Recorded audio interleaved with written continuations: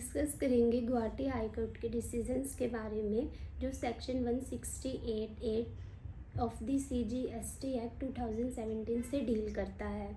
इस बारे में मीडिया एंड लीगल सर्कल्स में काफ़ी चर्चा हुई है एंड आज हमारे साथ है श्री R.K. हसीजा एडवोकेट, जो इस केस और डिसीजंस के बारे में हमें समझाएंगे। Thank you for joining us today. Law समझने से पहले क्या आप हमें ब्रीफली एक्सप्लेन कर सकते हैं इस केस के बारे में? इस केस में क्या इशू इन्वॉल्व था? Thank you.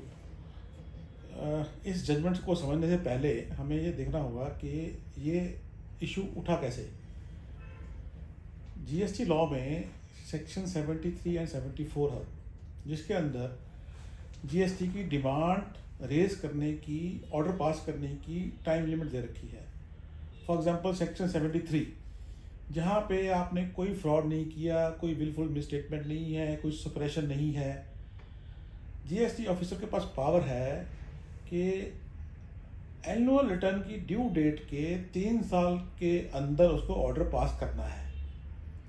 इसी तरह सेक्शन 74 में जहाँ पे फ्रॉड है, विलफुल मिसस्टेटमेंट है, सप्रेशन है, तो जीएसटी ऑफिसर के पास पावर है कि वो एनुअल रिटर्न की ड्यू डेट के 5 साल के अंदर उसको ऑर्डर पास करना है। ये तो हो गया लॉ।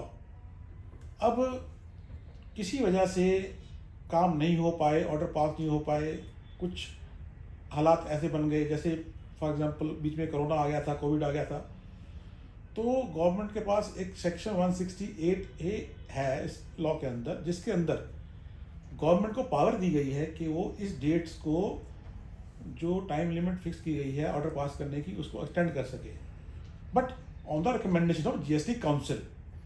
तो बिना जीएसटी काउंसिल की रिकमेंडेशन के द्वारा गवर्नमेंट के नोटिफिकेशन इशू करने की पावर नहीं है।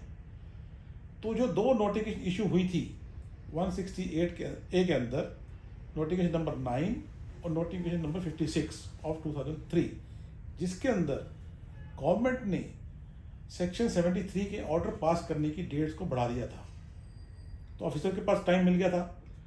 बट क्वेश्चन ये था कि क्या इन नोटिफिकेशन को इशू करने से पहले जीएसटी काउंसिल की रिकमेंडेशन थी, जो कि उनके पास नहीं थी। तो ये इशू लेकर के गुवाहाटी हाई कोर्ट के पास कुछ लोग गए, तो उन्होंने कहा कि गवर्नमेंट ने जो नोटिस इशू की है, इसके अंदर जीएसटी काउंसिल की रिकमेंडेशन नहीं है। तो ये इशू था।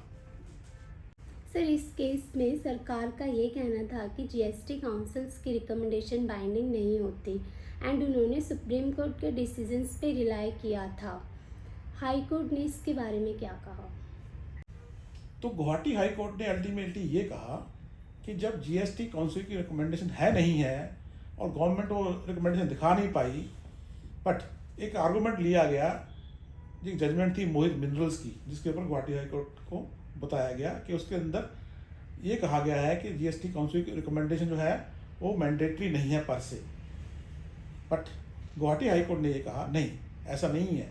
ठीक है, जीएसटी काउंसिल की रिकमेंडेशन मैंडेटरी नहीं है, बाइंडिंग नहीं है पर से, बट जहाँ पे कानून में लिखा हुआ है, जैसे 168A में लिखा हुआ है क्लियरली कि on the recommendation of GST council, तो गुवाहाटी हाई कोर्ट ने ये कहा कि इस तरह की स्टैट्यूटरी रिक्वायरमेंट को आप बाईपास नहीं कर सकते, बिना जीएसटी काउंसिल की रिकमेंडेशन के आप नोटिफिकेशन नहीं इशू कर सकते। तो नोटिफिकेशन को उन्होंने क्वैश कर दिया था। आपके ओपिनियन में इस डिसीजंस का फ्यूचर नोटिफिकेशन अंडर सेक्शन 168 पे क्या असर हो सकता है? इस जजमेंट से क्या होगा कि आने वाले टाइम में जहाँ जहाँ ये रिक्वायरमेंट जरूरी है एज पर लॉ, तो गवर्नमेंट को फॉलो करना पड़ेगा।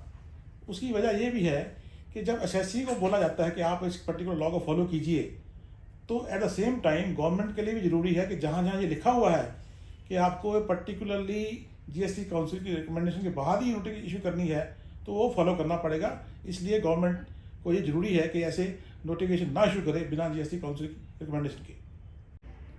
इस डिसीजंस का ओवरऑल इम्पैक्ट क्या होगा ऑन जीएसटी फ्रेमवर्क? जो ये जजमेंट है इस चीज़ को हाईलाइट कर रही है कि there are checks and balances. अगर गवर्नमेंट के पास पावर है ऑर्डर पास करने की, तो एट द सेम टाइम एक चेक एंड बैलेंस दिया गया है कि आपके पास वो पावर, लीगल पावर है या नहीं है। ताकि आपने जो ऑर्डर पास किया है वो लीगली सस्टेनेबल है या नहीं है। जैसे इस केस में पर्टिकुलरली हुआ, जीएसटी काउंसिल की रिकमेंडेशन के बिना नोटिफिकेशन इशू कर दी गई और डेट एक्सटेंड कर दी गई। तो हाई कोर्ट ने उसको चेक्स एंड बैलेंस बेस के वजह कहा कि ये नोटिफिकेशन गलत है, तो इसके ऊपर आप उसको नहीं कर सकते। सर, आपके हिसाब से इस डिसीजन पर क्या असर होगा बिजनेसेस एंड टैक्स पेयर्स पर?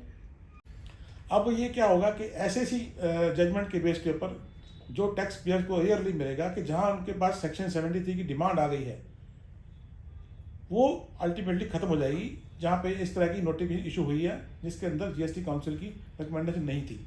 तो इसलिए क्या होगा कि जो ऑर्डर उस पीरियड में पास हुए जहाँ पे वो पावर नहीं थी, तो वो ऑर्डर अपने आप में खत्म हो जाएंगे। इसलिए टैक्स पेयर को उसकी डिमांड नहीं भरनी पड़ेगी, ना ही उसके अंदर पेनल्टी देनी पड़ेगी, ना ही उसके अंदर इंटरेस्ट देना पड़ेगा। हम शीट पे दे रहे हैं और आपको ये बता दें कि गुवाहाटी हाई कोर्ट ने इस जजमेंट की जो रिव्यू पिटीशन थी वो भी डिसमिस कर दी गई है। ये रहा जजमेंट का नाम, citation. Thank you. Thank you for this insightful discussion.